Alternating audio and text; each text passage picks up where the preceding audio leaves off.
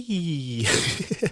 And that is literally all I can say about this podcast that you're about to hear. Welcome back, my children, my nephews and nieces, my critters, my brothers and sisters. Thank you so much for coming back and listening to the podcast. It is good to be here. And today's guest was just extremely, just a ball of energy. And she is also a podcaster. So she is one half or a co-host on the podcast called Learnt My Lesson.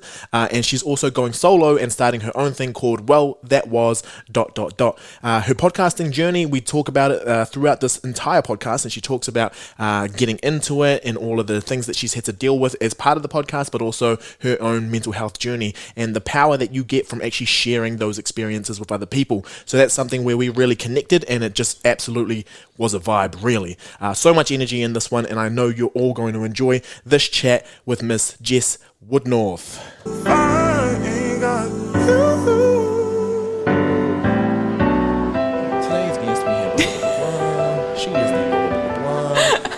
In this episode, the main things that I took away from it. It's basically what I would write in a caption if I was to, Wow, I really like that. Yeah, absolutely. That way, that's because some people who aren't used to podcasting or aren't used to being interviewed, if you start off with an intro with them, they you see them they're so calm before it, and then you're just like, oh, she's done this, and they start tensing up, and then you're like, thank you for coming on. They're like, thank you, and then and even as the interviewer, it's kind of the most nerve-wracking bit, because it's the only part that feels scripted. Yep.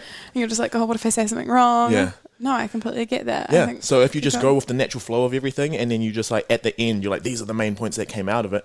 I could have pressed record. We could have been started. You wouldn't even know when it was. Yeah. And then they're just talking naturally, and then you just flow into whatever it is. Ah, do you mind if we steal that from you? I don't even think I invented it, but sure, take it. Yeah, take it. Just be like, oh yeah, and then just maybe reference us in the caption or something like that. Be like, after my appearance on.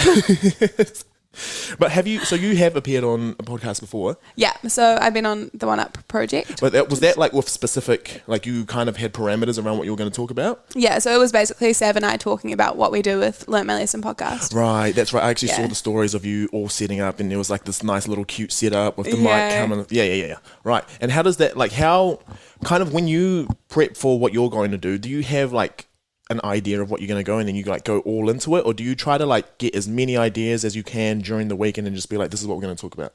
Oh, so for Learnt My Lesson podcast, each episode. So when we have guests, we kind of have to send them a run sheet just because obviously people want a general idea of what they're talking about. Sure. And with that, we try and keep it quite mental health focused in one way or another, but we adapt it to the person and their kind of story, I guess. Have you found with interviews, because this is something that I found that I think was I wasn't really expecting that, but a lot of people don't actually talk about their own experiences much. And then when you finish, they're like, that was so cool. Yeah. Well, I think often people aren't given the space to kind of talk about themselves and experience or explore what they have gone through in the past. They're kind of just taught to conversate in short, sharp bursts. Yeah. They can never actually unpack their history. So we have an awesome girl coming on tomorrow, and she was she actually reached out to us and was like, I've never really been given the space to tell my story. And, she's in the public eye a lot because of her family, and she was like, I was always just such and such's daughter, and everyone just kind of push that to the side. And she's like, the consequences that had for me were pretty intense, but I never even acknowledged that I was allowed to have my own struggles, because it was just I think for them suddenly having someone to actually listen and be like, tell me more about this. They're like, oh, okay. And as brand new interviewers, people who did a little bit at school or did a little bit on the side and stuff, but having to come into it and actually sit and hold a conversation for over an hour. We do it all the time, but then when you start realizing this is going to go out to a lot of people, we could touch into some things. How do you bring yourself back to be it's fine, I'm just providing a space for someone? Because this is something I'm still figuring out. Oh. Do you think it's just you as a person? You just have a warm kind of aura about you that people want to come to you, or... I don't know. I had never really thought about it. Sorry, I put a thought in your head now. No, it's really interesting though, because in saying that, again, I'll just refer to the situation with our next interview. The whole reason she messaged us was she was hearing you talk about your own experiences makes me feel like I would be comfortable opening up to you guys. Yeah. So I think that's part of the beauty of having a podcast is that, yes, we kind of overshare and you put all these thoughts out into the world that so many people probably wouldn't be comfortable doing. For sure. But when people listen to that and find value in it and can relate, they're like, oh, maybe I would want to tell my story. Absolutely. But they've never really thought about it before. For sure. And then thinking about you and like the concept podcast that you have. So you have guests, but then you also have an idea that you talk about and you'll go into a deep dive on that stuff.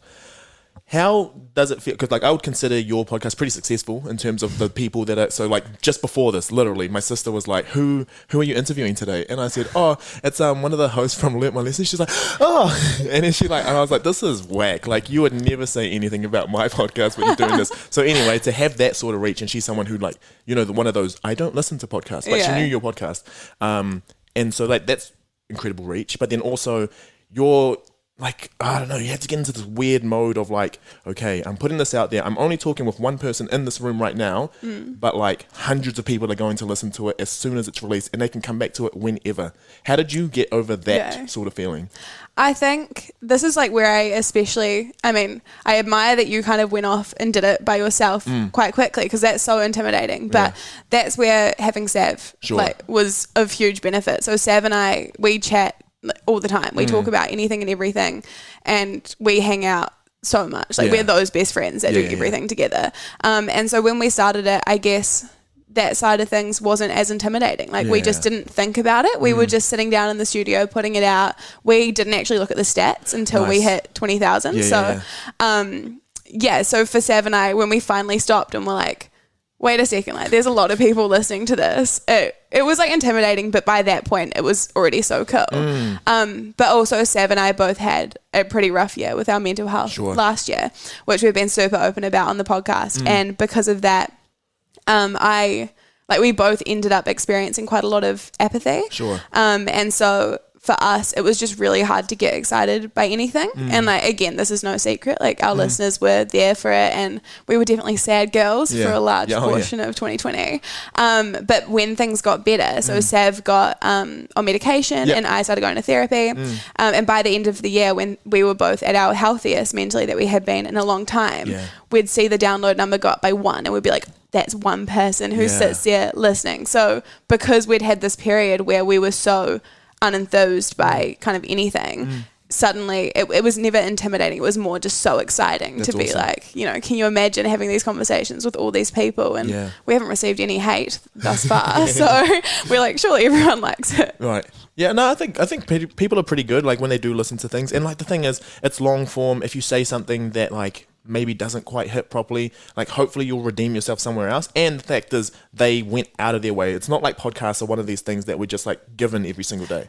Like it's one of those things that I hope one day people will, instead of like going onto Spotify to just like get into music, it's like, this is my podcasting day where I'll like listen to podcasts. But yeah, I mean, I guess that's why we got into this form as well, and like long form is just because like if you do stuff up, which we all do a lot of the time, you can come back and be like, shit, sorry, I was wrong. And then I think we've talked about this before. It's just like, if you can't be one of those people, you're just an asshole, and no one will actually ever like you. You can't be like too stuck in your opinions. One of the best things, and we were talking about this the other day, is when you have an opinion and like you feel strongly about that opinion. You know, you don't want to be all like airy-fairy, not really passionate about anything.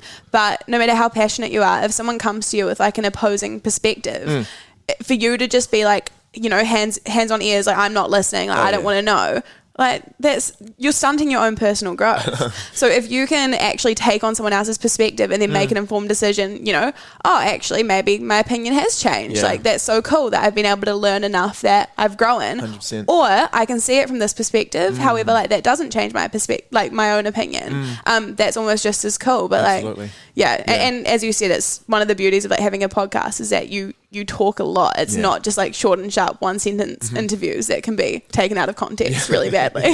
Because people will go to the source and they'll be like, oh well, okay, that was in the context of this, and then like, but they actually, that's one thing I found weird is that people don't follow for the content. I think now people are in the like, they actually listen because they're like, oh, Jess is talking about this today. It's not like, oh, I'm listening to the Learn My Lesson podcast. It's like, Jess and Sav are coming on to talk about this. Like, I'm with them when you're talking. Have you found that? And like, because you run a lot of events actually. That's something we'll get into. So with those events, are these also like listeners of the podcast?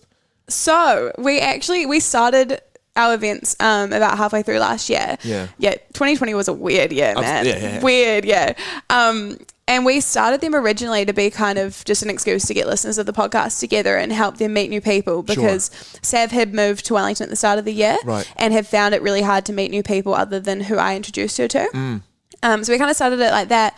But what we found was that a lot of the people who came to the events just saw the event page on Facebook or had it shared. So they just came, they didn't even know we had a podcast. And they'd turn up and be like, oh my gosh, like, that's so cool, you know, like go and follow it and then start listening from there. So originally, it was meant to be a chance to get the listeners together, but instead it got people together that then became listeners, which we found really cool. Yeah. No, that's actually a really cool, because like when people know you, I feel like that's almost the hardest presentation you could ever do. Like you said, you're a really good public speaker, but I could easily present in front of a bunch of people that I don't know, but then when I know that it's like people very close to me, I get like, that's when I get the most like, ugh. And then when my friends, like close friends who know me like well, I've told them heaps of stories, but when they say that they've listened, I'm like, shit. I don't know why that scares me the most. Well, no, it's because these are people whose opinions you really value. I guess, yeah. So if a stranger comes to you and says, you know, oh, I hated that episode, what you said about this was stupid. Yeah. You're like, honestly, like get out of here. I really don't care about your opinion. Yeah. Whereas if someone close to you was like, oh man, like I listened to that episode and I really don't agree with what you said, you'd be like, oh shit, like did I actually say something that's, you know, not okay or not all good? Yeah. So yeah, it really is just like that weight of opinion, I guess. Yeah, for sure. And I'm just thinking now, like in terms of weighted opinions, so my dad and my mum both listen to my podcast, and like by the relationship that you have with your mum, by the sounds, I'm guessing she listens to a lot of it. I think, well, at the start of the podcast, Sav and I both told our family separately that they weren't allowed to listen. Okay. To be fair, now my mum could listen to it all. I think she just would rather have those conversations with me because like we already talk about everything. Right. But it was really interesting, because my mum and myself are super close now. But when we first started the podcast, Sav's family didn't even know that she had depression. Right. And she had struggled with depression since she was like mid high school. Yep. And she was just very, you know, good at keeping it to herself and not sharing it with anyone close to her until I came along and forced her to start talking about her feelings. Yeah. And so, I think pretty much everyone in my family just avoids it unless I send them an episode being like, you can listen to this one. Yeah. No, that's interesting because my dad, so like I said with my dad, when he'd listen, he like that was kind of the reason why he wouldn't like call me anymore and stuff because he just felt like he'd catched up. Yeah. But at the same time, I was thinking through all of this, and it's just like, if your friends are listening to this, it's almost like a weird way of like properly, if you need to get out to someone but you don't know how to do it, you're just like, I'm going to put it into this episode. Yeah. If they listen to it, they'll be like, oh, that makes so much sense now. I know, but do you find it weird when you catch up with people and they're like, oh, so I heard about this, and like you're like, wait, how did you know that? And they're like, oh no, I heard it on the podcast. Yep. And you're like, no, that's the thing all the time. You're like, you go to meet up with people and then you're just like, what do I talk about? But like, there's always stuff to talk about. But yeah, when they can like say, oh yeah, and then you did this, you're like, have I told the story before? And you just like don't know where you've told it. You're like, did I tell it on a podcast? Did I tell it on my story? Oh my gosh, like everything. Yeah. But see, I don't like that personally because then I'm like, I want to be able to tell you again and get an actual reaction. Sure. So I found last year, like, I don't know if you've had this issue at all since starting the podcast, but I was actually dating someone like mid last year. And whenever I saw him, I'd go to tell him stories about what was going on in my life. And he'd be like, oh no, I already know that. And I was like, well, then what's the, like, I like talking, you know, I don't want to just be here knowing that you already know everything about my life. Right. And so everyone close to me, I think, has kind of learned to just like, not, but what they do find really cool is the growth of Sav. Absolutely. So she's grown so much through the podcast. I mean, you've probably heard it in our episodes. And so that's the one benefit of people close to us listening to the podcast is they've gone from seeing her as like my really quiet friend and not really understanding our friendship to being like, I get it now. Like you two actually bounce ideas off each other so well. And then a lot of that though is you like as the facilitator. Like it's a weird thing where a lot of people think, you know, in a duo where like there's one person who's this and one person who's that, but like you're actually both facilitators for each other's like conversation. Like the funny person is only funny if they get set up to be funny. Yeah. And then it's just like the other person who like if they are allowed that room to grow. So like a lot of it is because you've allowed that platform as well. And I think that's like kind of with interviews, it's making sure that you're kind of putting the ball on that tee, like the biggest ball that you could. You give them the biggest bat so that they can just smack the shit out of it. Yeah. And I think that's also why, so we've seen a lot of growth in the podcast over the past month because, Sav and I have both grown so much together though since starting the podcast. Like at the start it was great because, as I said, it made us not stress about people hearing it and this and that because we were there together, but we both had a lot of growing to do 100%. Around the area of podcasting. Whereas now, so she has helped me become a lot more like laid back and I can kind of not get so anxious before going into recordings. And then I've helped her feel more comfortable like speaking more openly about things. And 100%. I mean, at the start, I'd have to like, pause the recording and be like, Savannah, like you asked this question. Now she'll stop me halfway through an episode and go, Jess, shh. Yeah, I have something to say, so can you just chill out? And then she'll be like, okay, Fran, you can cut that little bit, but like, I have things to say, Jess, so just chill out. I'm like, okay. I love that. Like, I love seeing that, and that's just part of our friendship. Is if I did that to her, she'd be like, excuse me. Yeah. But she knows that I need that because otherwise I'd just talk forever. Right. Yeah, no, that's so cool. And I think, I mean, it's the interesting thing with going in with like a friend, and I think about this with business, I think about this with nearly everything that you could, like flatting even. I think that was the first time I noticed that like good friends aren't necessarily the best people to like partner with, but like to see that and to see that you like maintain a friendship, but then also grow somewhere else, and it's actually gone back and contributed to your friendship. It's a beautiful thing to watch. Oh yeah, and it definitely hasn't been easy. Like, again, when you work with the people you're closest with, it has its ups and downs. For sure. Yeah. But yeah, we got really lucky because, some of our biggest issues with it came because we're such different personalities. Sure. However, now that we almost had to force ourselves to grow into being better at having a working relationship because it got to this point where we were just clashing all the time. Sure. And instead we had to be like, let's try and just be super, empathetic and try and think about how the other one works and then adapt to that. And now it's just been awesome. Like, we're definitely like set to kill it this year. Oh, for sure. It's going to be a good year. And that was your first episode as well. It's like that killing it thing. Yeah, like kindness and killing it. 2021. Sets the tone like so well for everything that you're going to do. But also, I think that the nice thing about it was just like, yes, you have to like have that mentality of like the killer, and that's kind of how we get trained, is to be like have that killer instinct. But like, if you're always doing that and just forgetting about yourself a lot of the time, like you're just killing yourself at that point. Yeah. Yeah. And that's why we made our like 2021, kicking off the year episode to be kindness and killing it. Because like, sure, you want to go through the year and you want to achieve as much as possible. You want to set your goals and then you want to smash them. That's all great. But I think often people get so caught up in trying to, achieve their goals and kind of remove anything from their life that isn't helping them do that, that you can forget to be kind and compassionate to those around you, 100%. Which is so much more important now than ever. Yeah. And being kind and compassionate towards yourself. Yeah. And so it's kind of just like, okay, let's chill for a second. Like if 2020 showed us anything, it's that, constantly being on the hustle and on the grind, like things can happen in life that completely flip everything on its head. Yeah. And so if you're working all this time and you're constantly focused on what's next, and then something happens and you get this roadblock, look around you. Like, who have you surrounded yourself with? How have you been treating yourself? And if you've been pushing everyone else away and kind of forcing yourself to constantly be hustling and never taking time to recover and actually look after yourself, well, when you hit that roadblock, you're going to be fucked. Yeah. Can I swear? Can I say Of course. I mean, really avoiding it. No. You just whatever feels comfortable, you just go for it. And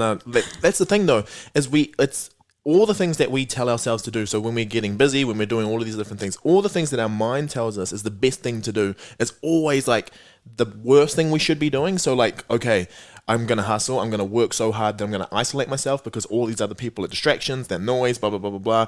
And then you just go for it and you just like not even like you've got tunnel vision on anything and you're just honing in and then everyone else around you is just being pushed away like you said. But then like you said, if you do crash or something happens, like all of these people are just going to be like, nah, you didn't want us. Yeah. And now, so it's just like, how many of these quotes do we have to go through? Like, if you weren't there through my struggle, like you won't be there to my success. But it's like, no, you pushed them away. That's why they weren't there during your struggle. Goodness gracious. I know. I don't know if you've seen it, and I won't go too much into it because if people want to know more, they can go and check out the episode. Absolutely. We recently did an episode on Learn My Lesson podcast on what are called your saboteurs. Yeah, cool. And it's all about how we self-sabotage. And you go through and do this quick quiz and it tells you, there's 9 different saboteurs. And it tells you which ones apply most to you. Yep. And we did a full episode reacting to mine and then blind reacting to Sav's. Sure. And they were stupidly accurate. Yeah. And it is so eye-opening to kind of see, ways that you respond to high-stress situations removed from your core state of being and like who you actually are. Because for me, because I'm an anxious person or like have been an anxious person in the past, my two top ones are the controller and the hypervigilant. Sure. So I'm always trying to control situations when I get stressed, and I'm always on the lookout for danger. So like to me, the moment I have conflict with someone, I either want to be in control, which is not a very healthy way to approach situations, or I convince myself that everything that could happen bad will happen. So I'm like, they're going to leave, or they're going to go and talk badly to this person about me, or they don't actually like me. And it's exhausting. 100%. Yeah, and when we did Savs, they were the complete opposite. So she had the avoider as her top one, which is basically like anytime she encounters a high stress situation, she avoids dealing with it. Sure. Which obviously in the long run is more damaging as well. Yep. And seeing these like most negative parts of our personalities separated from who we actually are, it's like confronting for sure, because you're like, shit, like that is so accurate, and like I just thought that was part of me. Yeah. But it's also such a relief, because you're like, I can learn how to manage that better. Have you done your test yet? I haven't done it yet. Oh, you've got to do it. Yeah, because I remember you told me you're just like, you're going to want to make sure that you're not, because like, those things, and that's something that I was going to kind of riff off here, is that a lot of the things that we do, we like do tests and we learn about ourselves, but then we're also going to like therapy and all that sort of stuff. And like, it's just so...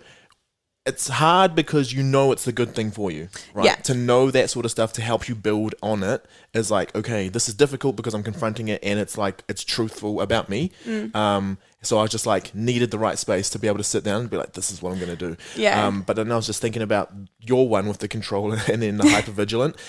That was something when I first went to therapy, is that I remembered, so that I wouldn't have to confront anything I didn't want to, I would just take control of the situation. And I'd be like, so I just want to talk about this. And then it got to a point where they were just like, you're avoiding so much, like you're taking control of the situation so that you don't have to touch what you don't want to. And I'm like, no, I'm not. Yeah. Oh my gosh. It's so funny that you say that, because the last time that I was going to therapy, I had gone when everything was really good, because such a common misconception that you should only go to therapy when things are bad. 100%. Like that's something we can talk about more in a second. Sure, yeah. But I went in because I wanted to deal with some issues I have around relationships. So like I had kind of just avoided dating for years, because in the past I would get in a relationship, the moment I felt like I was losing control, I would self-sabotage and essentially push people away. And I was like, that's no fun for anyone. And so when we get in there though, I was just like doing all the talking. So I was like, so I know this about myself, this about myself, this about myself. So, I want to work on this, this and this. And she's just sitting there like, And, I'm super in control, laying everything out. And then she goes, okay, wait, I'm just going to write up on this whiteboard. I just, enough with the thoughts. I want to know your feelings. So when you think about getting into a relationship, how do you feel?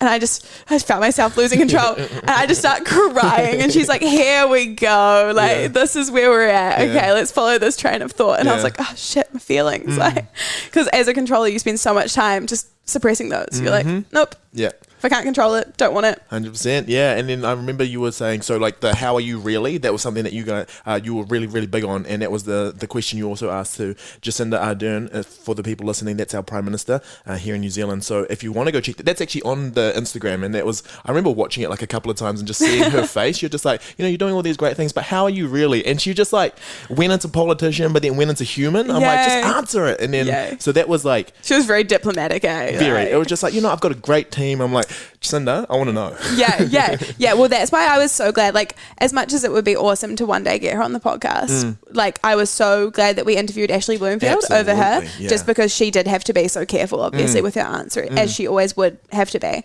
Whereas Ashley Bloomfield could kind of come in and be like, haha, none of the comms team have controlled me yet. Like, I can do whatever I want. I can say what I want. That was unbelievable, actually. That was really so cool. I was just like, because that was before your 30th episode. It was like maybe 29. Yeah. And I just remember seeing it and I was just like, they've made it. Yeah. Like, this is it. It was incredible. And just like to have someone who has had so much pressure on him and been such a public figure through one of the hardest times our country has seen in a long time. He just comes on, he turns up in his like casual gears, about to go play his like rugby game. And he's just like chatting away, like talking openly about how he felt really anxious before some of the announcements. And like, he was just so nice. And like we said in our post yesterday, when we saw him a couple of months later, he came up to us and was like, thank you so much for having me on the podcast. Like, it really led to me being able to be more open about my mental health and this and that. And we were just there like, you know what, you're so welcome anytime. Like, because he was, I remember maybe like not that I stalked, but anyway, the after, I think it was like during the time of the election, You like bumped into him and then he like had given you that chat. Yeah. We bumped into him at, cause like Savannah, again, as the avoider, so she knew she had to vote and she wanted to vote. Right. But the actual thought of, leaving the house to go down and vote was just too much. It was like, I don't know why. With anxiety, you can't always explain why you're feeling anxious. And so we were driving out to Eastbourne and I see this like vote here sign and I just turned the car and was like, Savannah, you're voting. And we get there and we were at Marae and we have to take off our shoes. So we're just like doing that. And then she looks up and she's like, Jess.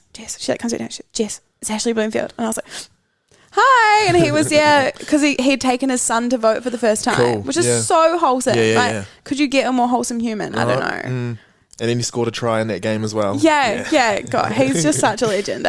So how did that actually happen? Like, did you bump into him or did you just like go with your whatever your life philosophy is? It's like, I think the other day you said it a couple of times, which is just, if you don't ask, you don't get. I was just gonna say that. So like one of my biggest pieces of advice to anyone listening and just anyone in general is, if you don't ask, you don't get. Right. So many of the things that we achieved last year, people would say we were lucky or say, like, oh, I could never make that kind of thing happen. They're like, oh, you must have had connections, like you must have done this or that. And it's like every single thing that happened last year was because we just asked. 100%, yeah. And the thing is, we also asked for things that we either never heard back or we got, a no. So what? That's the exact same as what we would have gotten if we hadn't asked. Absolutely. And now we're on these people's radar. Sure. And in New Zealand, people are so kind and they want to help out whenever they can. So what we did find was most of the things we asked for, we ended up getting. And for me in my current role now, I work as a contractor, but I'm doing some work with a company up in Auckland. Never would have happened if I hadn't reached out to certain people just being like, hey, can we grab coffee? And just talk about some stuff, or hey, do you want to come on the podcast? And like, you've probably found the same, with the podcast. You just ask people and they're like... Because we I think we all build it up in our head and it's just like that email that you have to send, or just like someone that you have to ask for something, and then you just like, you send it off, you've built the story in your head, they're like, oh, they're going to get this email, they're going to read it, they're going to hate me, they're going to then like come to my house, egg it. Like, I don't know what the heck happens, but like in our heads, we build these unreal stories. And then like sometimes it's just like, sorry, like I don't have the time for it. Wouldn't have loved it though. We'll be in touch if I can. And you're just like, oh, okay. Or they're just like, hey, no problem, we'll be there. And you're like, oh my gosh, I sat on this for 2 weeks and I should have just sent it. I know. So no, definitely. Also, just moving back, because we did follow this conversation. Let's go for it. But just back to therapy. Yes. So you've gone to therapy like quite a lot over the past, how many years? A couple of years, 5-ish, 6 5 years? Yeah. So do you find that most of the time when you go, you're actually in quite a good space, but it's to help maintain that? Or do you normally only go back when you're struggling? No. So I go regularly, because I know that when things get bad, they get really, really bad. And then when it's good, it's like I just need to maintain that, or just even build like a bigger buffer for that. Because I think you're so right. And you said that, and it's just like there's that misconception that people have to go when things are bad, rather than just being like, oh, I'm actually good right now, but how do we maintain this good? Or how do we like look out for what's actually going to like could come up and when I'm feeling this? Because so you said you started. Did you just start for the first time last year?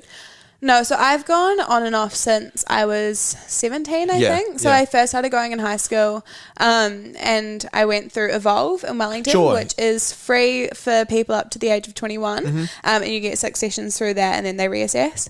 And that was really, really good. I had a really great therapist there. I kind of grew out of it anyway. Like my sessions with him were really, really valuable until they weren't anymore. I was just like, not really the right thing. I tried going down south, but this is the other benefit with going when you're actually in a fine place, is that you could go to someone, they're not really like vibing with you, you just move on. You're like, oh well, like no harm done. Whereas like myself, like so many other people always thought therapy was for when things got really bad. And then if you go to someone new and it's really like not right for you, that can be so disheartening and so triggering. Whereas, that's actually very normal. Like you don't get on with everyone in life. So why would you expect to get on with every single therapist when they all have different ways of, structuring their sessions and working through things. So last year I started going through Peaky, which is a pilot program through the Ministry of Health. And it's free for people up to age 25, I believe. Nice. Currently just in Wellington, but they want to roll it out through the country. And you get 6 sessions. The wait list is quite long, but you just refer yourself online. This is just me, like in case anyone's in Wellington and needs to or wants to try therapy. So you just go online, refer yourself, and then they'll be in touch and set up your first appointment. And my therapist there, and then Sav goes to the same place and has a different therapist. Both of them absolutely incredible. Yeah. Like, and I've only heard good things about anyone I know who's gone there. Sure. But yeah, it was just awesome. And it was so much more beneficial going while in a good place, because first session I could turn up and be like, great, this is what I want to work through. Like, this is my history. Yeah. Let's get into it. And it's nice going in and like feeling like, because it's easy to feel like everything's just bad around you all the time. But then when you like have someone scheduled that you're going to go talk to, and maybe you are pretty good, and then you're just like, you know what, I haven't been this happy in ages. And then they're just like, that's great. What are you doing for yourself? I love it. So that you're like, oh, I'd never thought about that. Yeah. So like, that's always good as well. And like you said, like I think I'm on my 5th or 6th, and I just like the first 2 I didn't vibe with, and the third one like went on maternity leave, and then so like all these bunch of things, and like now because I'm so used to what it's like to get into it and then just to try find it and feel it out, I like, if I can't find someone that doesn't work with me, I'm just like, well, there will be someone who can. Yeah. And I think, yeah, like you said, if people go in with that mindset that this one's not working for you, you're like, oh, I'm a failure. Like, not even counseling works for me. Yeah. But it's like, no. You just haven't found the right one. I promise. Yeah. It's great. And that's why, like, having the 6 that you can go to is really good, because you're starting to build that rapport, because everyone thinks they go to the first one. They're like, I just didn't get anything from it. Like, what have you got from 1 hour on any skill that you wanted to learn? And they don't magically know your life story. Exactly. They don't know how you work or how you think from one session. Like, that's what the second onwards is for. The first is they are just getting to know you. Yeah. Although, like, with my the other good thing about going when you're good is that if you do face mental health issues, or you know, obviously life comes with its ups and downs. So like when I started last year, I was, as I said, in a really good place. And then things got really bad. Sure. And things ended up the worst that they have ever been in my life. Right. And I'm super open about this on our podcast, Instagram, and the podcast. So the fact that when things got so bad, I actually had a therapy session booked for the next day. So I was able to get through that day of things being very dark. Yeah. Very dark and twisty and not okay. Because I knew I was seeing my therapist the next day, and I went and talked to her, and, you know, she set me out with a plan and was like, you know, we like talked about whether or not we should be reaching out to the crisis team and like having someone else to kind of process all that with, because I wasn't really in the state to process it all myself, was super helpful, and someone who I already had a good relationship with. Yeah. Whereas if I got to that place being like, oh shit, I need therapy. Yeah. You turn up and then you're like, why did this person not fixing? Exactly. Yeah. And I was just thinking about that when you were talking, and I was just like, some more. Sometimes when you almost can lie to yourself as well and say that you're good. Yeah. And then you're like, I don't need to go. But then what I realize is just like, okay, but like this is your broken brain trying to tell you don't have to go, so that you don't have to face those things. So you'll just keep like looking for things, and you're like, no, I'm good. And you're just like walking around. But it's like almost living that life where you're walking and you look fine, but you've got a stone in your shoe. Yeah. Yes. I love that analogy. So that's the whole thing. Is just like, yeah, I'm all good, but like there is something irking you, but you just like keep going like, no, but you look fine. You're going good. And it's always, and this is what I find a lot, it's always the people who seem like they have it all together that are the ones that are just like held together by basically like the smallest hair tie you'll ever find. Yeah. I know. And that's something we've really learned through the podcast as well, is because we speak so openly about our mental health. We have a lot of people reaching out saying, you know, like listening to you girls talk about it helped me realize I wanted to go back to therapy, or like helped encourage me to talk to some of my friends or my family.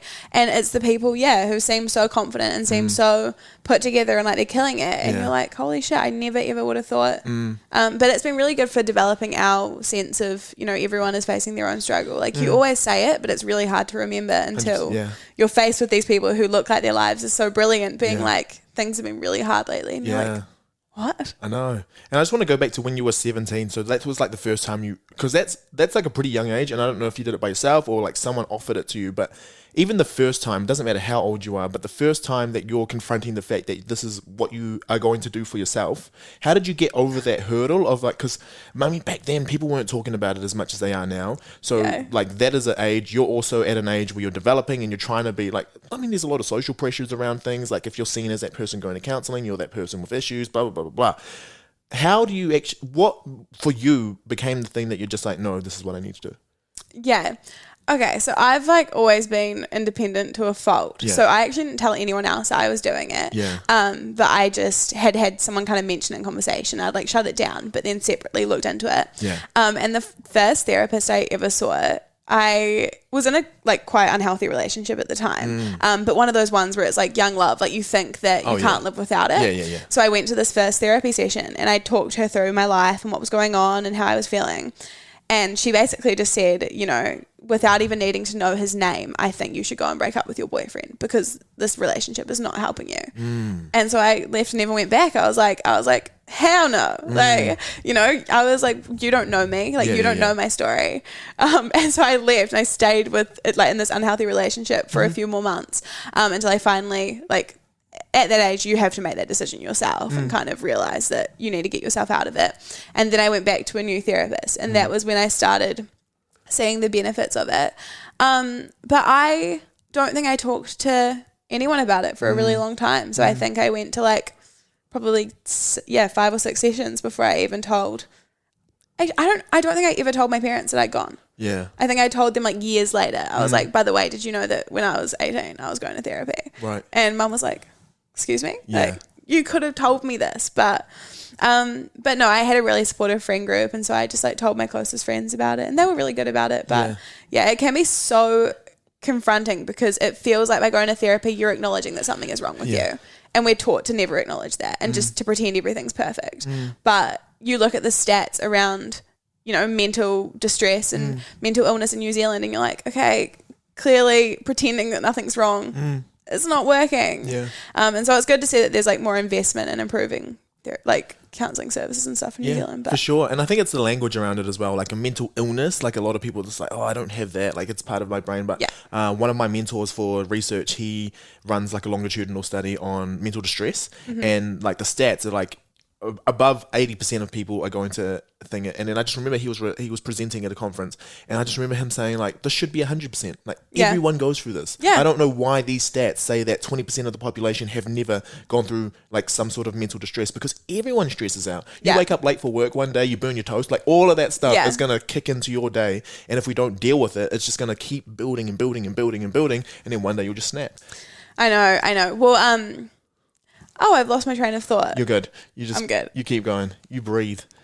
What were we just mental distress. Yes. So that's why with Learnt My Lesson podcast, we've always like, we try not to address it as, you know, like mental illness very often, because we're kind of like, you know, then only a small group of people who are comfortable with acknowledging that they have a mental illness are going to resonate. When really it is just like the general ups and downs of life. Like everyone has great days and everyone has terrible days. And those terrible days can look so different for different people. So for some people, they're really good at handling emotions like sadness, but terrible at handling emotions like stress. And therefore they're more likely to struggle when they have anxious days. But then some people are really great under pressure and thrive under stressful situations, but really hate feeling sad. And when they get sad, they get really, really low. And then even if it's not, you know, a clinically diagnosed depression, they could still be experiencing something that resembles depression, or, you know, short bursts of depression. And that's completely okay as well and completely normal. And, you know, first of all, there is no issue with having a mental illness. But secondly, if you're not comfortable acknowledging that you might be struggling with, you know, with aspects of mental illness or mental distress, that's completely okay. You're still allowed to have those down days, and you're still allowed to search out techniques for helping you deal with that. Yeah. And those things, and the things with those is that the techniques they give you, they work even when you're not technically like feeling the worst. Like they work any day. If you just do it every day, it can even be something to center you in that moment, or just to be like, okay, I'm here and I'm still grateful for everything that I have. But you don't have to be like sad to do them. And I think that's where it's just like anything in training, like a lot of the athletes I train and all that sort of stuff, when I'm doing rehab with them, all of their exercises they should still do when they're like healthy again. And I'm like, this will stop you re-injuring, but they like will do it, get to a point where they're feeling good, and then they'll just go like 100% back into life. And I'm like, no, we need to step this way through. But yeah, so I mean, it's just getting through. I mean, I guess the first thing we need to deal with is that first little hump, and then once we get over that, people can start to take a little bit of control over their lives. But yeah, I mean, this conversation is probably more of what needs to be out there. Yeah, well, and this is the thing, just like you're saying with physical health, it is the exact same with mental health. So we are taught that to be struggling is to be showing weakness. And, you know, you should kind of keep that to yourself and try and deal with it on your own. And then that's why whenever things are good or whenever things are starting to get bad, we still pretend things are good. And we just don't think about the fact that struggle exists in our aura. And I was reading a really interesting book a couple of years ago, and it completely shifted my way of thinking. It talks about how, you know, we need to stop thinking that the baseline should be this happy area. It should actually be, you know, you're just content. Right. And you completely anticipate that you will have good days and you will have bad days. And then that means that if you can think forward and be like, you know, I will face struggles and I will face successes. When they come, you're not going to be like, what is this? And if like so many people only focus on where they're at now and the good things they want to achieve, and it's like, that's not how life works. Life isn't just always going to be content, awesome. No, like it comes with, you know, a super high level of success and then a super low failure and then back to the middle and then a little bit high and then back to the middle and then low. And so if you can adjust your way of thinking to be kind of like, you know, okay, things are really good right now. Why are they good? What does that look like for me? You know, but also when was I last bad? And, you know, how do I know that things are starting to get bad again? Because then when you see those early signs of things starting to get worse, you can stop, you can do those, you know, strategies that you've learned to manage that. And then you can help yourself kind of level back out, whether that be going for a long walk by yourself, having a day in bed watching movies, like whatever you need. But what we normally do is we just ignore. Suddenly you're at rock bottom, you're so burnt out and you're like, I don't see myself coming back from this. Like it seems too much. Like guilty, you know, literally me last year.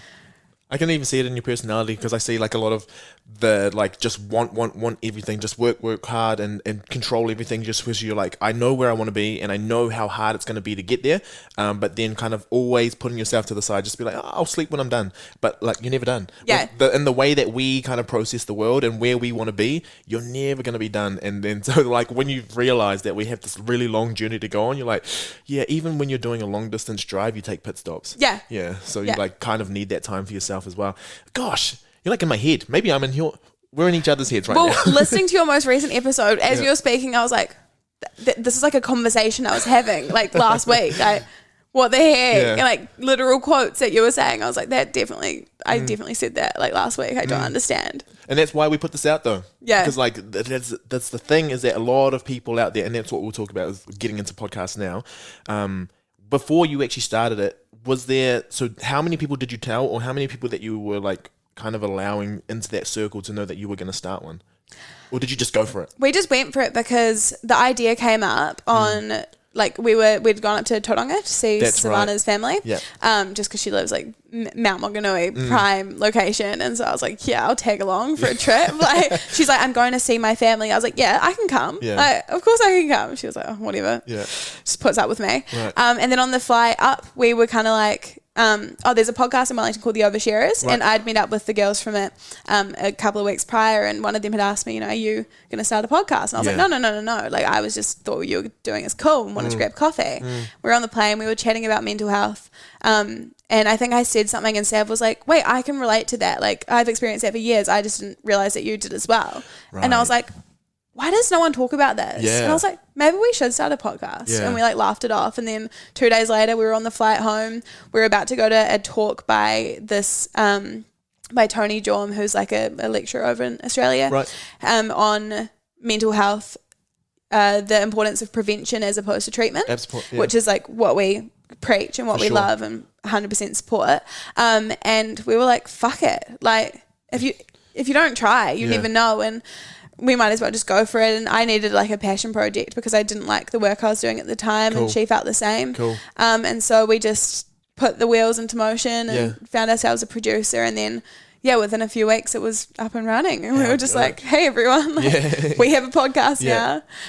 But it's been really good, because you would have been around like the same time that we were in lockdown as well, so it's like a good time to like, you know what, we got nothing else, let's do this. It was like a blessing and a curse, you know. So like obviously, so we never interview over Skype, so we only ever have guests if they're in person. I just think like I personally hate listening to podcasts where it's a over Skype guest. I find it really off-putting. So we were like, fuck, okay, so I guess we just have to like, that's the perks of having two of us though. So, you know, our first 6 or so episodes were just us because we were in lockdown. Yeah. And then we were on level 3, so we finally could have just like, level 2 I think was when we could first have people on. Yep. So we slowly started like integrating guests, but it was kind of cool because it meant that people got to know us a lot better. Sure.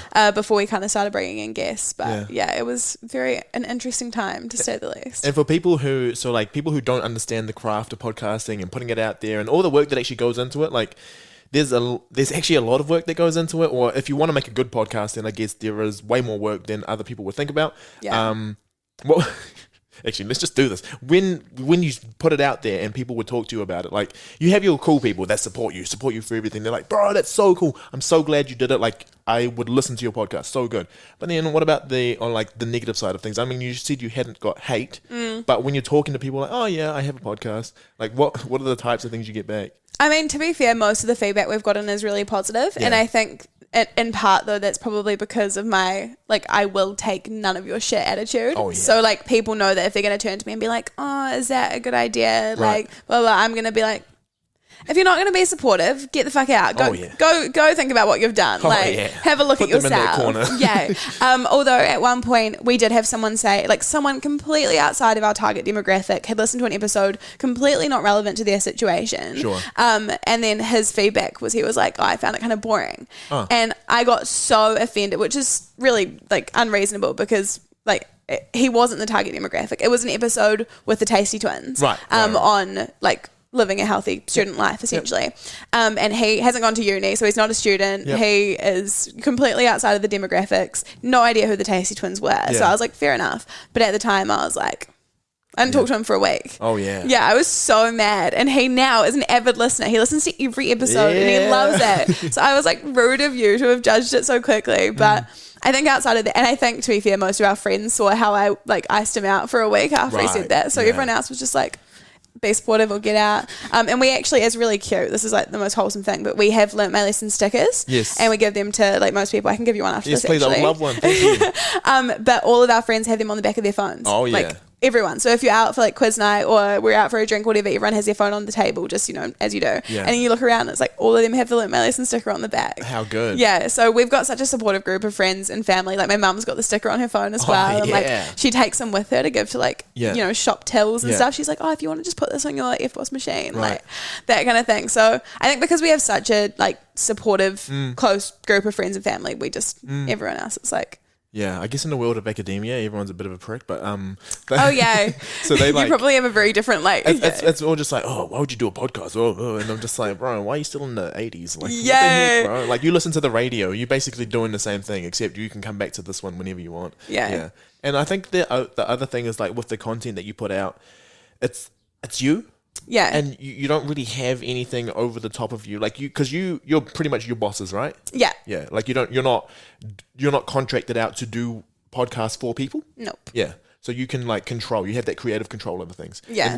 And by the sounds of you and your personality, that's what you love. Yeah, no. Yeah. We absolutely do love it. And the thing is like the stuff we're putting out, we know that people find value in it. Yeah. And when we listen to the episodes back, we think, you know, I would have loved to have had this a few years ago when I was struggling. So fuck what anyone else thinks. Yeah. And what I'm kind of learning is that, you know, you look at what you're doing and if someone's going to criticize it, okay, well look at what they're doing. You know, do you envy what they're achieving at the moment? Yeah. And if not, I think it really is a little bit of that tall poppy syndrome coming into play. And that's kind of when you're like, you know, thank you for your opinion, but kindly fuck off. Like until you've started a podcast and then when criticism comes from someone who's either doing the same thing as you or, you know, really achieving in whatever area they're in, that's not criticism. Like it's not just straight criticism, it's constructive criticism. Yeah. Because if people don't feel at all threatened or at all kind of just like put out by what you're doing, they don't come to you and say, that's shit. Yeah. They come to you and say, I really like this, but, you know, have you thought about trying this? Yeah. Or, you know, have you considered maybe altering this area of what you guys do or trying this? And that's when you sit down and have a conversation and you grow. Yeah. You come up with new ideas. Yeah. And that's not hate. That's not criticism. It's like, it's personal growth and like helping with professional growth. And so, yeah, I don't know. How do you deal with criticism? Well, that's the thing. I do the exact same thing. I just don't take, I take everything on board just to see, but then I like think about where I am, where I'm at, what I'm willing to do as well. So like some things I'm just like, yeah, that's a great idea, but that's not me. So like, I guess it's just all comes down to your values and what you kind of consider as the goal for what you're trying to do. And I think that's where, you know, you're very clear, we're very clear with what we're trying to do. And if anything does come and it falls outside of that, like I wouldn't change just so because there's so many opinions. Yeah. Everyone's got an opinion. And if you're trying to like cater to them, you're just going to have a mess. Yeah. You're just going to come on, you'll be like, you know, I don't know what I'm going to talk about today. So have a great day.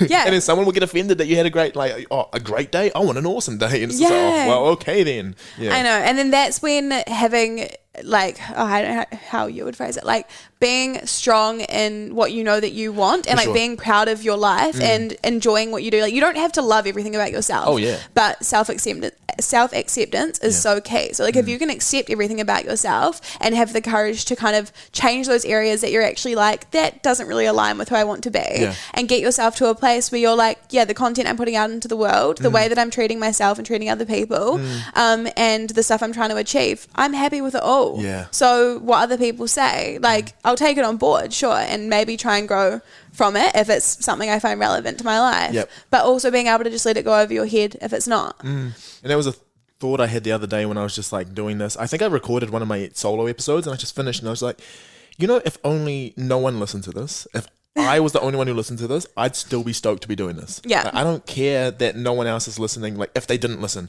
but like this is actually helping me. Yeah. I get to like research into myself and how I go about things. So, I mean, it's always just positive anytime. And if you're starting to hate the process, that's when you should probably like maybe take a break or consider something else. Yeah. Well, and that's a big reason why I'm starting my own podcast. Here we go. Here we go. Announcement. So obviously I have learnt my lesson with Sav, and that will continue. We'll continue releasing weekly. We have some incredible guests lined up for this year. We're still in awe and a little bit shocked, but it's going to be great. But then in my last therapy session last week, I kind of just talked through everything with my therapist and chatted. And she's like, you did most of the talking in this session in a way that was really, really productive. You talked through things and then you worked through to the completion of a thought process before moving on to the next thing. And she was like, I recommend just continuing to do this. Just, you know, go for a drive, talk to yourself for an hour each week and just catch up on what's going on in your head. How good. And I was like, yeah, great. And then I had coffee with you and we were talking about how you do solo episodes and you really like it.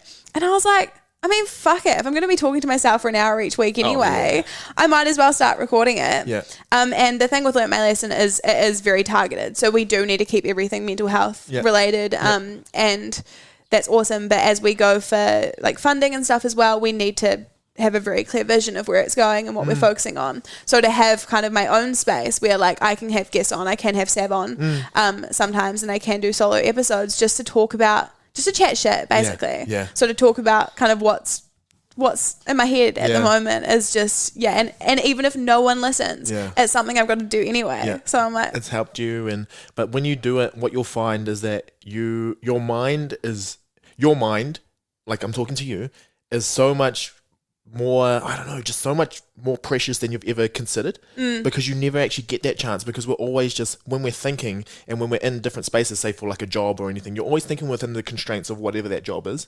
But then when you actually give yourself that open room to be able to like explore your mind, you're just like, man, you're a pretty good thinker. Like, and I think everyone has that capability, but we've just never been allowed that chance of expression. Yeah. And some people are better at writing, and some people are better at moving. But like this, to be able to come on and just talk and just go for it, you're just like, oh wow. Yeah. I found my thing. Yeah. And that's why I'm so excited, because I do love journaling and stuff, and I do understand how that works for a lot of people. But for me, I find it so hard to find the time to do that. Right. And when I speak and like talk through my thought process and kind of just like have conversations almost with myself, I kind of figure out how I'm feeling and what comes underneath a lot of those feelings. So like sometimes I'll sit and I'll, you know, my thought process will start at, you know, this person sucks. They ignored my text message, this and that. And then as I talk it through, I get to, oh, well, I guess if it was flipped and I had ignored someone's text message, I probably, you know, the chances that I looked at their message and went, oh, I hate them, I'm not going to reply, very low. The chances that I saw the message and got distracted, very high. By the end, I've gone from, oh, this person ignored me, I hate them, to, oh wow, okay, they're probably having a really busy week. Like, what can I do to kind of help support them? Yeah. And you just forget how much we react really harshly initially. So like when we feel rejected or we feel sad or we feel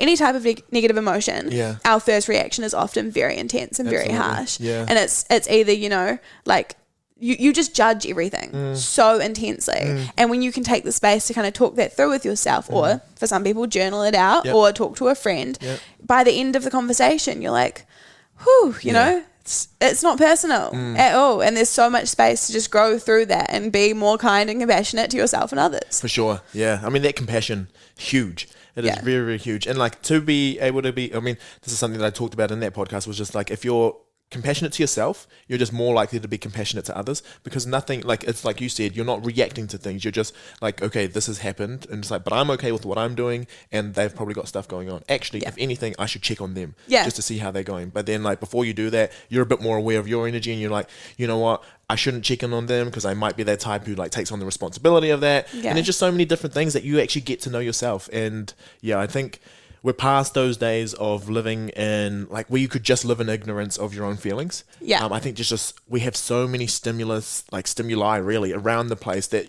you're going to be triggered at some point. Like, the world's moving so quickly, everything goes on around you, people are doing things, people are talking, you can see what everyone's thinking online, and if you just like keep thinking like, nah, I'm all good, I'm content, without actually facing those things, one day you're just going to erupt. I'd say. Oh, absolutely.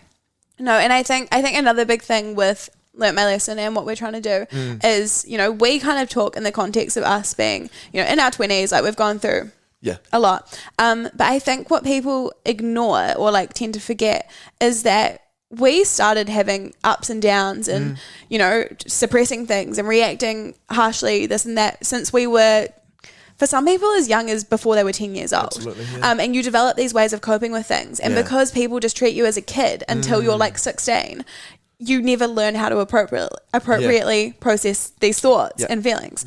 And so that's the other reason we like, you know, and same with you, like we talk through all these things on a podcast for people to hear. Is because I want people who are younger to be able to listen to it and see what we've been through and what we've learned and be like, oh shit, okay, actually, like let me step back and work on how to deal with my emotions in a way that's healthy, not just have all these people around me making me feel as though I don't deserve to have emotions or as though my emotions aren't valid because I'm just a kid. Because like, the more teenagers we talk to, especially, the more we're like, oh shit, we can sit here and have a conversation for an hour. And if you just forget that you are different ages, like you actually can just talk and and like, you're just like, hey, how's your spelling going? And it's like, no, you have feelings too. No, literally. Like while we were up in Tauranga at Savannah's, we saw her, like we were talking to her brother and his girlfriend, and his girlfriend's 16.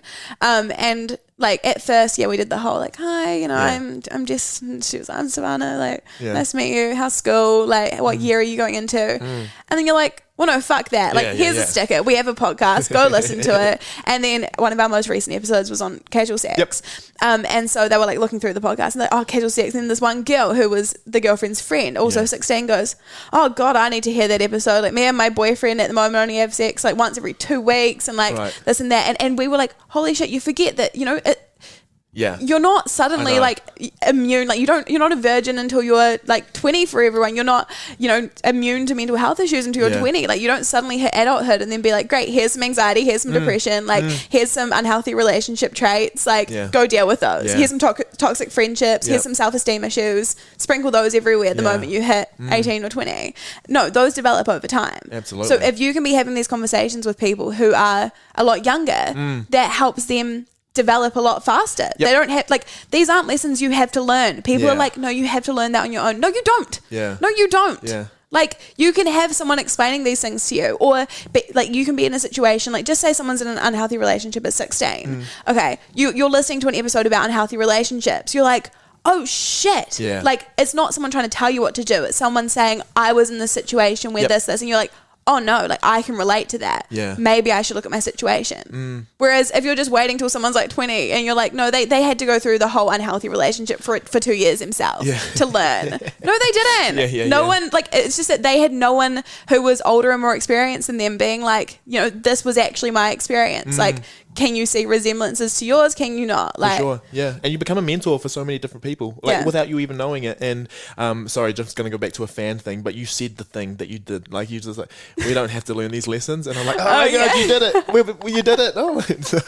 We don't have to, because I mean, and as I said, when we first started the podcast, it's because we went to this talk on prevention versus treatment when it comes to mental health issues. Yeah. And we are so passionate about that because it's like, okay, great. Like, therapy is awesome. I love therapy. Yeah. Right? But as we said, you should be going to help things get even better. Yeah. You shouldn't have to get to this shitty place and be like, oh no, but I had to go through that to learn these lessons. No, you didn't. Yeah. Like, and for me, even with my family, I never talked to my mum about my mental health issues because I thought she just couldn't get it. Yeah. I was like, nah, they all just treat me like kids. Like, no one would understand. Yeah. Whereas now I can talk to her about everything because because you have all these adults treating you as a kid until you're 18, you view them as adults, which is completely separate to who you are. You're like, nope, you won't understand what I'm going through. Sure. Can't talk to you. But then if we can actually start talking to people as they're starting to go through this stuff, being like, let me talk to you as a human, not as I'm this wise adult who has all my shit together. Oh, yeah. No one has their shit together. Oh, yeah. But then also when you're in high school, you look at adults and you think they've got it sorted. Yeah. No. I thought my teacher knew all the answers to everything. Right. But now my teachers, so like when I went through uni, my teachers, or like my friends who were 23 with me, are like becoming teachers. I'm like, oh my gosh. Yeah. And you're like, you've got none of your shit together. Like, none of it. Yeah.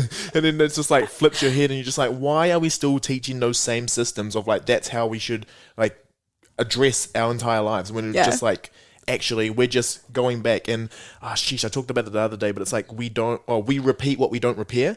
And so like all of these things, and we don't see it as a problem now, but like obviously getting to my age where I'm just like coming into professional relationships, all these different things, I just have a whole lot in me and I'm just like, man, I am actually a really bad person sometimes, and I do this because I'm protecting myself from things that happened when I was like so young. Yeah. And all of these different things that I was just going through and doing because I thought that was normal to do. Yeah. Yeah, and I couldn't talk about it, or I felt like I couldn't talk about it. I probably could have, but we still have that like discrepancy between what's allowed to be talked about. So I fully agree with all of that. Yeah. And like the relationship stuff and the sex stuff as well, the most. Oh Those are the ones that like you try to talk to your parents about it. You even try to talk to your health teacher about it. I remember health going through school, and it was just like, this is a penis, this is a vagina, this is a condom, but don't have sex. And you're just like, okay, great, I'll go with that. And then after that, it's just like, well, what do you do? And the fact that like so when I was in high school, my health teacher was very openly lesbian, but the only sex we ever taught about still was penis and vagina sex. Yeah. And it was such a brief topic in the wider scheme of like health class. And it was just like, oh, okay, is that it? And so then, you know, myself and all my friends, you start having sex during high school and okay, great. So I've learned how to put a condom on. That's awesome. Yep. But that's such a small part of sex. Like, you know, and during high school now, it's so normal to be engaging in casual sex, which we 100% like on Learn My Lesson podcast are supportive of casual sex as long as you're doing it in a way that is safe for your mental health and safe. You're practicing safer sex in terms of like the physical side of things.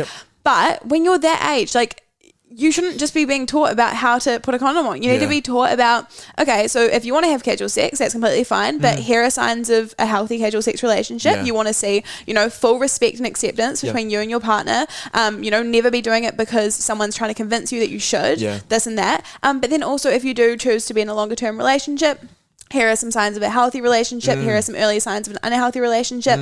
And then also, if you choose not to have sex, here's better tools to not feel pressured by other people and to remain strong in that decision of yours. And like, it gets me fired up. Well, that's the thing, is we always taught about like the worst thing that could happen is that 1, you get pregnant, or 2, you get like an STI. Yeah. But like, the emotional stuff that comes with it, like that stuff, I mean, an STI, you take a couple of pills, it's gone. Yeah. Right? And then like why is that the worst thing that could possibly happen? Like, oh my gosh, he had an STI, like, oh, he got it from her, blah, blah, blah. But it's like, oh, actually, you've ruined my self-esteem. Yeah. That stuff I can't take a pill for and it's just gone the next couple of days. Yeah. Goodness. Well, and just linking back to the STI side of things, you know, we're also taught from such a young age to stigmatize STIs. Exactly. So when people do get STIs, they feel so much shame associated with it, when actually so much of the population has had an STI. Like by the time you get to our age, you see Never Have I Ever games or whatever, the amount of people that put their finger down, but because they feel so much shame around it, they would never actually just talk to their friends. And the thing is, I think if people realized how many people do get STIs, they would be, first of all, a lot more careful, but also secondly, it doesn't deserve to be stigmatized at all, because a lot of the time it's completely out of your control. It doesn't reflect how many sexual partners you've had, and it often doesn't like reflect anything to do with you as a person. It's just simply something that's happened to you, and that you can either cure or learn to manage for some of those that can't be cured. And then secondly, exactly, the emotional consequences are often those that last and those that scar and that you will carry into your future relationships. So if we can start those conversations earlier around, how to go into situations around casual sex or around relationships in a way that is healthier, great. And then how to better process when they don't go so well. So things like being cheated on. So like my first I won't even call it a relationship. Again, back to the casual sex thing, people don't even know how to process emotions to do with casual sex because you almost feel so not valid having emotions when it comes to casual sex situations. So like I was with someone exclusively when I was 16 and they ended up cheating on me for 6 weeks or whatever. And I was so heartbroken, but because I wasn't actually with the person, I was like, I have no right to feel this way. And all my friends viewed it that way as well. They were like, well, you weren't in a relationship, so you don't have any right to feel that way. And telling someone they don't have a right to feel a certain way in any situation is the most harmful thing you can do. Because as humans, we have very little control over our emotions. And so instead of actually just dealing with those emotions and dealing with those feelings of, well, I think what's happened has made me feel like I'm not good enough and, I don't deserve love and acceptance and respect. And I struggle to believe that anyone would actually want me. At that time, which could have been, healed pretty easily if I'd been able to just talk it through and debunk those thoughts and those thought processes and then move on and repeat healthier patterns. But instead, because I was constantly like, push those feelings down, don't face those, don't deal with those, I spent the next couple of years of my life having toxic traits from those thought processes present themselves in relationships. And so it's just like, everyone has those scars, and it's like, okay, we're all allowed to be hurt, we're all allowed to feel certain ways, but let's stop pushing those down for so long. Let's actually just like deal with them. We just deal with them. Talk because about it. I love that you repeat what you don't repair. Because you just like that's part of you, and you don't know any different. And we only know what we know, and if we continue to like be taught that this is how you have to be, and we never question those sorts of things, then we're just going to continue going through that same cycle of everything, where we just have a bunch of hurt people going into their 30s not knowing how to like take control of the world, especially now where we don't even know like what the world's going to look like in the next couple of years. So like if we can always be on our toes and be ready and not be like, okay, when I'm 30 this will all make sense to me, but like why not try and make sense of the world now by just going through all this sort of thing. Wow, we could actually just sit here and talk for like hours. I think we probably could. Where are we at? We actually are over an hour. So I'm just the last couple of things is just like, what do you have on the radar for yourself this year, besides like you're going to go start your own podcast, which is awesome, fantastic, and I'm looking forward to that one. But then in terms of like you and like progression for yourself, but also progression maybe for the podcasts, what do you have in mind? Like it doesn't have to be concrete, but things that you would really like to do. Okay, so first of all, I will be starting my own podcast. So go follow me at Jess Woodnorth. So Jess and then WOODNORTH. You'll be tagged in everything as well. Tagged in everything. Check me out on there, and then I'll post that out through there. And then through Learnt My Lesson, which is, again, you'll have it tagged, but Learnt My Lesson _ on Instagram. We have some super cool guests lined up. We will also be hosting some more events. So mainly focus on social events that we will put like processes into place to help ease social anxiety, just to get more people along that otherwise wouldn't go to this kind of thing. And then I don't know if we can announce it yet. We have a few other things in the works that if you tune into the socials, you'll be the first to know. Good. But it's going to be a big year. That's awesome. And then the final question that I ask everyone, just so that people can have something to take away, but what is something that you do every day or close to every day that makes you feel like you have optimized that day? I'm so glad you asked that, okay? Because just because I was thinking about what like my biggest thing to manage my mental health is at the moment, and that I would want other people to like tune into. Something that's so simple, but something I've been really prioritizing lately anytime I drive somewhere, when I first get in the car, I make sure I take a second to cue songs that fuel the emotions I want to feel for that day. Yeah. So like at the moment, I'm really feeling like some, you know, boss bitch kind of motivation vibes. So I cue all my songs so that when I'm driving somewhere, I'm getting hyped up. Cool. But then like other times, if you're having a really sad day, cue some sad songs. Let yourself feel those emotions. Yeah. And so, yeah, like design those spaces like your drives in the car to be either really motivating or to be really like supportive environments. Don't just put on the radio and listen to them chatting shit. Cool. It's a waste of time. Yeah. So yeah, that's my biggest thing at the moment, and it's like definitely altering my mood and like helping me achieve what I want to achieve each day. Yeah, that's one of those counterintuitive things where we just like we see it as no. If you're feeling this way, you have to play the opposite music to make you feel happy. Yeah. But I'm like, nah, write it, lean into it. Like, yeah. Feel it. What does it do in your body? How is it feeling? If you need to release.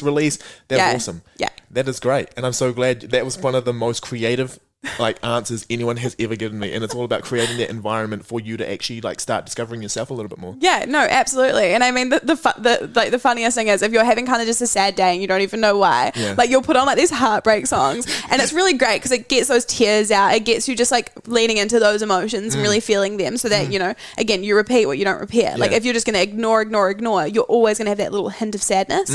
But if you just lean into it, you know, you're bawling your eyes out even though you haven't had your heart broken in 10 years. You're like, but obviously I'm feeling sad about something and I needed the space to just, you know, be vulnerable for a second and actually allow myself the space to be like, whew, okay, obviously everything's got a bit much. I need to just let that go and release all that tension. And then after that, you know, do something kind for yourself, build yourself back up, go for a little walk, get back into your day. Yeah. That's fine. But like, on the opposing end, if you're already feeling kind of motivated, put on those hype songs, like get yourself leading into that side of your life and be like, fuck yeah, I'm actually killing it and I'm going to keep killing it. And you are going to keep killing it, and that's an awesome place to leave it right there. Jess, thank you so much for your time. Really appreciated it. And like I said, we could have gone a couple of more hours, but if we leave it here and then I think there's going to be a part 2, 3, 4. It's going to have to be. All the best for everything else that you have planned for the year. Thank you. This has been awesome.